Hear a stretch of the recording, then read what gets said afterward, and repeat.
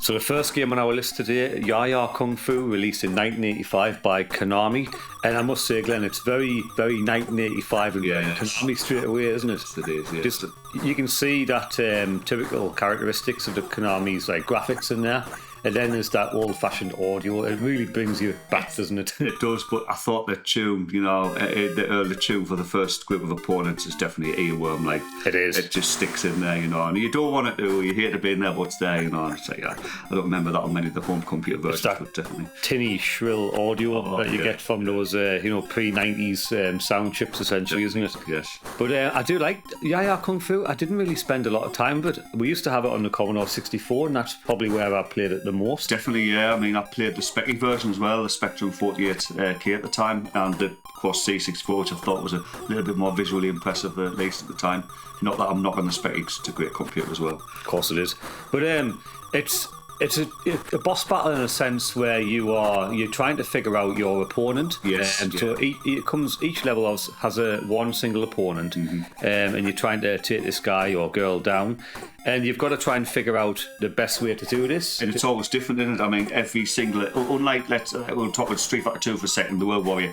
There weren't a greatly balanced game for its time, but there was more of an attempt to balance, wasn't there? Yes. Where in a game like Yie Ar Kung Fu, which obviously there's a generation apart there, it is more about a puzzle, almost like a puzzle fight, in that you're trying to find maybe a certain move or a certain set of moves, like a small set, to take a character down, and once you've found that move, that's how you defeat them. It's not, in the genre in itself, it wasn't massively popular because it is about that, finding that move for a lot of the games that fit into this sub-genre, fighting game. There's a lot of, most of the games you'll find on this list, you can't really get into a wall, like combos and things like that. You just got to figure it out and typically stick with one or two moves. Just that strategy or that single move. Speaking of, I found for the majority of the characters, trying to jump into the character and force them to move, then left them open for like a kick. Yeah. And that seemed to work on a lot of the enemies. There's one of the enemies there, Club.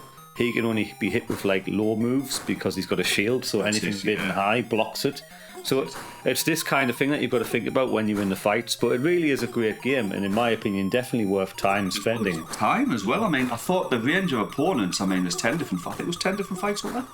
I think it was 10. There was even sort of like a character called Fiedel, which is actually more of a bonus level, would you say? Yeah. But it broke up the game a little bit, broke up the style of the action. But every single character did have a very different move set and a very different style. I think the only sad thing about Yie Ar Kung Fu, the first game in the arcade, is it's single player. Well, it's alternating two player, but it's a single player.